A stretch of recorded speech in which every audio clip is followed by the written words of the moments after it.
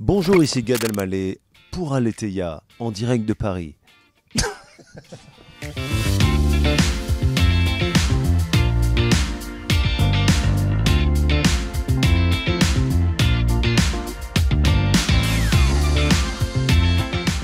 Alors là, vous mentionnez des films que j'adore, que je suis très fier d'avoir fait. Mais oui, c'est vrai, parce que je viens de la comédie. Après, moi, il y a des choses que j'ai envie de faire qui sont plus personnelles, qui restent artistiques, bien sûr, parce que c'est important. On parle beaucoup de ce film en ce moment comme étant, en effet, assez autobiographique. Il y a des choses vraies et des choses pas vraies, mais je ne vous dirai pas lesquelles sont vraies ou sont pas vraies. À vous de deviner en allant voir le film. C'est vrai que c'est surprenant, j'en ai conscience. Je suis pas complètement fou. C'est clair que ceux qui s'attendent à voir Chouchou 5 ou Coco 4, qui sont des films que j'aime d'amour et que je suis fier d'avoir fait, eh bien, ils vont être déçus parce que c'est pas du tout dans cette veine-là. Mais c'est une comédie, c'est important de dire qu'on rigole pendant ce film. C'est important de dire que la foi, la spiritualité ne nous empêche pas de rire.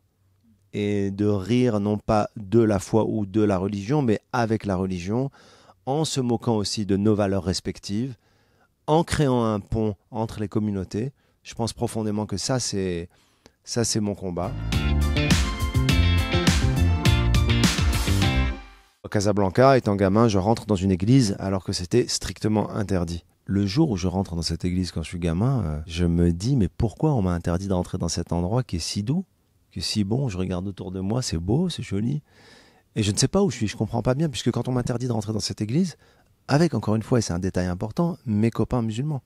C'est-à-dire les juifs et les musulmans n'ont pas le droit de rentrer. Et on a ce truc qu'on partage. Je me rappelle avoir dit à une copine à moi à l'école, j'aimerais bien rentrer. Elle me dit mais moi j'ai pas le droit. Je dis toi aussi, mais pourquoi t'as pas le droit?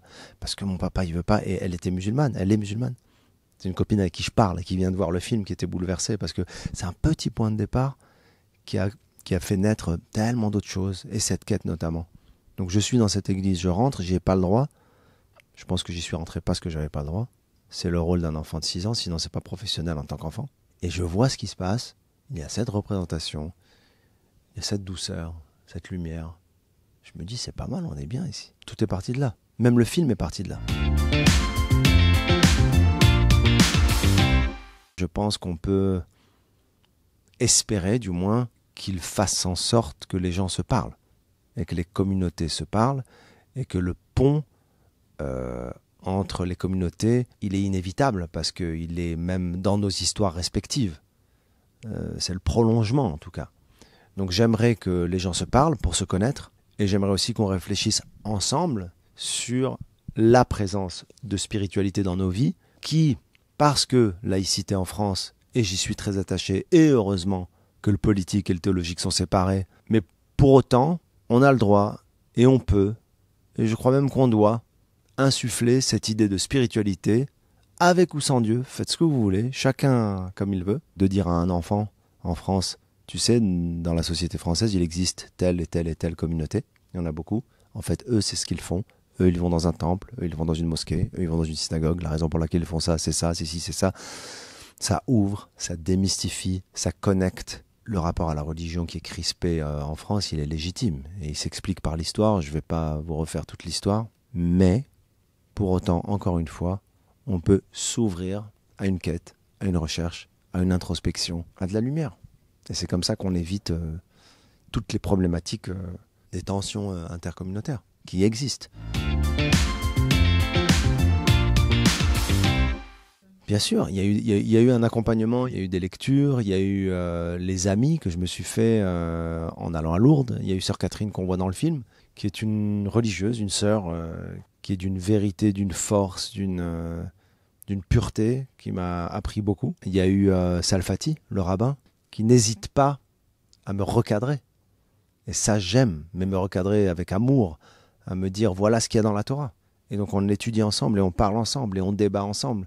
Parce que moi, je veux que ce débat soit perpétuel, sinon il n'a aucun intérêt. D'ailleurs, ce que disent les rabbins, c'est que l'essentiel, surtout, c'est de ne pas être d'accord à un moment donné dans la controverse. C'est une pensée talmudique qui est très intéressante. Il y a les discussions avec Delphine Orviller aussi, qui représente et qui montre un judaïsme ouvert, éclairé, en mouvement. Le père Barthélemy, qui est dans le film, mais j'ai quand même un petit crush, mon petit crush spirituel, amical, fraternel avec Catherine, avec Sœur Catherine, il est très fort. Tout de suite, Sœur Catherine, ça fit. on connecte, ça devient ma pote, on rit beaucoup, on se moque l'un de l'autre. Et ça, c'est une clé. Pour moi, d'avoir de l'autodérision, pouvoir rire de nos traditions respectives, pouvoir rire, moi je la provoque. Parce que dans mes spectacles et dans mon film et dans la vie, je provoque les cathos sur leur auto, le fait qu'ils veulent pas trop, ils sont là, ils assument pas. Ouais, ouais, si on veut. Enfin, c'est compliqué. Je suis catho, même le mot, il va bon pas jusqu'au bout. Les cathos, bientôt ça va être cat. C'est pas grave. T'inquiète, je t'aime. Je t'aime, tout va bien. On s'est rencontrés à Lourdes. Ça a été un déclencheur aussi sur l'idée du rapport à Marie. Et les gens que j'ai pu rencontrer, avec qui j'ai discuté, avec les juifs et les chrétiens, n'ont fait que renforcer en étant là-bas la fascination pour elle. J'allais dire ce personnage, c'est pas un personnage, c'est l'héroïne de mon film quand même.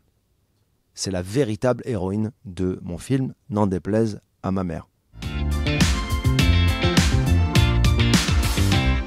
D'abord, je me suis mis pour faire une immersion dans ce qu'était que le catéchuménat, que je ne connaissais pas, même le mot d'ailleurs, j'en joue dans le film, le mot est fou. Catéchuménat, c'est tout. Il y a un art martial spirituel, il y a tout dedans, il y a du karaté. Je me mets à Sainte-Cécile avec une femme exceptionnelle qui s'occupe du catéchuménat et d'accueillir les catéchumènes, et j'assiste à ces réunions. Mais pas en tant que catéchumène, en tant qu'observateur du catéchuménat. Donc je regarde, je me dis, ah ok, c'est ça, et il y a des parcours fous. Il n'y a rien qui correspond à rien de ce que tu sais ni ce que tu as imaginé de ce que tu peux, parce que tout de suite au catéchuménat on pense que ce sont des gens qui sont d'une autre religion, qui vont tout simplement devenir catholiques. Non, pas du tout. Ce sont des gens qui sont dans une quête et qui ne sont pas en train, ils le savent même pas encore, de faire une démarche pour demander le baptême. Ils sont en train aussi de demander un point de départ, parce que le baptême suffit pas. Tout le monde dit, même par rapport à mon film, tout le monde dit alors le baptême. Et finalement, alors t'as fait quoi? Qu'est-ce qui se passe? Mais c'est une demande de résultat. On s'en fout du score, on s'en fout de la destination. C'est le chemin qui est important. Et c'est qu'est-ce que tu vas en faire? Et donc j'entends la personne qui s'occupe du catéchuménat donner les cours, l'apprentissage, et je me rends compte finalement que c'est un chemin de vie. C'est pas vrai que le catéchuménat c'est pour avoir le baptême à Pâques, c'est bon, t'as ton permis. Pas du tout. C'est une responsabilité, c'est un point de départ, c'est une remise en question qui commence même une fois qu'ils le reçoivent. C'est très intéressant. C'est talmudique finalement. Ma sœur a pris la chose avec beaucoup plus d'humour, mais de dureté quand même. C'est-à-dire que ce qu'on voit dans le film, c'est une sœur quand même. C'est marrant, il y a deux sœurs. Il y a sœur Catherine et il y a ma sœur. Il y a deux amours. Il y a deux amours, sœur Catherine et ma sœur. Dans le film, il y a deux amours inconditionnels, mais il y en a un qui sanctionne, et il y en a un autre qui ouvre et qui demande à m'accompagner. Et ma sœur, elle sanctionne, elle est limite, elle me juge un peu. Qu'est-ce que tu fais? Fais une crise de la cinquantaine comme tout le monde. Qu'est-ce que c'est que ces histoires? Mais il y a une ouverture quand même, où ma sœur dit, va prier la Vierge Marie tous les jours si tu veux, allume autant de cierges que tu veux, tu vois, elle va dans les clichés, mais reste avec nous. Et pour elle, reste avec nous, c'est le titre du film, reste un peu, c'est reste dans la famille, dans la communauté. Il faut le préciser, tous les personnages du film sont joués par les vrais personnages de la vie, donc il n'y a pas de personnage et il n'y a pas d'acteur, il n'y a pas de... Puisque ma mère joue le rôle de ma mère, bon ça à mon avis, j'aurais jamais eu le choix, jamais elle aurait imaginé, permettre une autre actrice de jouer son rôle. Et on va être très honnête, si j'avais fait lire ce scénario à mes parents, ils n'auraient jamais fait le film. Ils n'auraient pas critiqué ou dénigré, mais ils auraient eu peur, c'est un grand mot, mais une appréhension terrible de leur père, P-A-I-R-S, leur frère. Bonjour mon père, P-A-I-R? Non, P-E-R-E. Ce qui est beau, c'est que quand ils l'ont découvert, ils ont compris. Et même s'ils ont des réticences qui viennent de leur éducation, ils sont ouverts.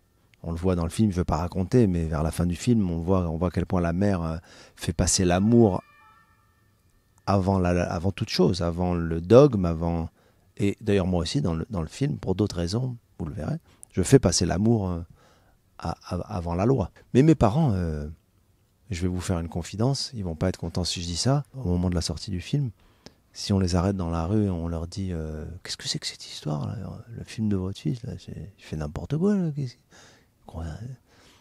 je pense qu'ils vont dire ouais, je sais pas ce qu'il a en ce moment, c'est bizarre. Et si quelqu'un leur dit on a vu le film de votre fils, oh là là, c'est bouleversant, c'est vraiment un hymne à la fraternité. Ils vont dire mais oui, ça c'est Gad, hein, ça c'est notre fils. Ils vont pas être contents. Mais est-ce que mes parents regardent une vidéo d'Aletheia?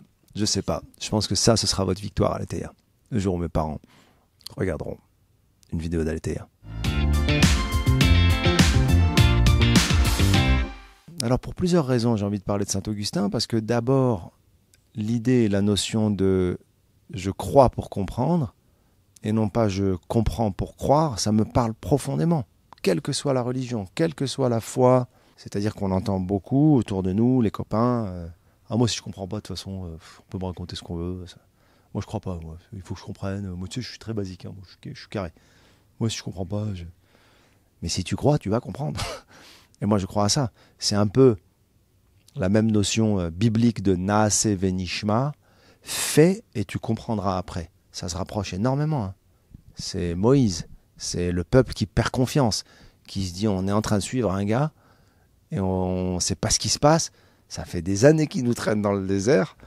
Est-ce qu'il va nous apporter quelque chose? Et à un moment donné, il y a cette notion de fais et tu comprendras après. Fais et tu entendras même, ça veut dire en hébreu. Et puis je pense aussi à Charles de Foucault. Je n'ai pas les mots exacts, mais en gros, c'est dans la prière, dans sa prière, où il dit, en gros, il s'adresse à Dieu. C'est pas précis, mais si fais en sorte que je te découvre, que je te vois. Dieu, si tu existes, je m'abandonne à toi. C'est vraiment très très touchant. Ça me bouleverse comme prière. J'étais là-bas le jour de sa canonisation. Ce terme est fou d'ailleurs. J'en ai ri même pendant des mois. D'ailleurs, tous les termes qu'on peut entendre quand on découvre la culture et la terminologie d'église, les termes sont à mourir de rire. Enfin, à mourir de rire. Ils ne sont pas à mourir de rire, mais on peut, quand tu connais pas et que tu arrives là-dedans, je me rappelle avec Mehdi Jadi, un jour on s'est fait une battle de mots qu'on a découvert dans le catholicisme, c'était vraiment vraiment drôle. Et celui-là, tu le connais, et transsubstantiation, tu le connais, c'est fou transsubstantiation, c'est incroyable transsubstantiation. Et tu connais Siro Ferrer, ça n'existe même pas. Je te jure, ça existe. Présence réelle, c'est quoi présence réelle? Ça existe, présence réelle. Ben oui, c'est la présence réelle. Ah ouais, présence réelle, mais il est vraiment présent. Bah ouais, c'est ce qu'ils disent. Ah bon? Avec Mehdi, on était là en train de parler. Calice. C'est quoi un calice? Ah ouais. Non. Ah bon? Mais on a l'impression de ne pas avoir le droit de dire des trucs comme ça. Là, pour l'instant, c'est vrai que c'est tellement un moment important et un film vraiment important pour moi, et de par ce qu'il raconte, représente, signifie, envoie comme message, et aussi complexe, et aussi que je suis un peu là-dedans, je ne pense pas à autre chose. Mais quand je parle de Charles de Foucault, c'est quelque chose qui me fascine. C'est un personnage... c'est un homme... oui, j'aimerais bien un jour pouvoir lire, transmettre, partager Charles de Foucault. Et j'aimerais par ailleurs, ça c'est une chose qui me passionne en ce moment, parce que je relis les psaumes. D'abord les psaumes, les Tehillim en hébreu, c'est un livre qu'on partage. Les deux communautés partagent ce livre, le même livre. Alors on peut se dire qu'avec la Torah et la Bible, on partage le même livre, mais comme je vous l'ai dit, non, vous avez fait une mise à jour, vous avez fait un best-of, vous avez changé des passages, il y en a, ils ont disparu, on ne comprend pas ce qui se passe, il y avait un truc là-haut, les gars, qu'est-ce qu'ils ont fait là? Puis il y a Paul qui est venu, alors là, lui, il est parti dans un truc, on n'a pas compris, qu'est-ce que tu fais frérot?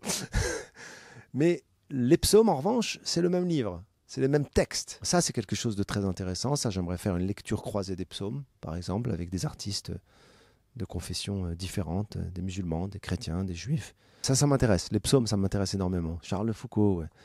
Mais continuer peut-être à être dans ces projets-là, parce qu'ils sont ils sont dans mon quotidien, dans ma vie, dans ce que je perçois, dans ce que je reçois des apprentissages, et puis continuer à étudier surtout. À étudier, à lire, à apprendre, à comprendre, et à aller vers les autres. Je veux continuer dans cette veine-là, en gardant l'humour. Puisque n'oublions pas, c'est une comédie aussi. On a été très sérieux. Mais Aletheia, c'est sérieux, mais ça peut être drôle aussi.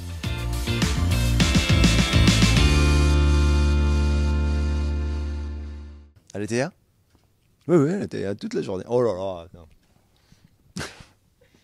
On peut pas se faire des blagues comme ça. Elle était hier. Ouais, elle était. Elle vient de partir.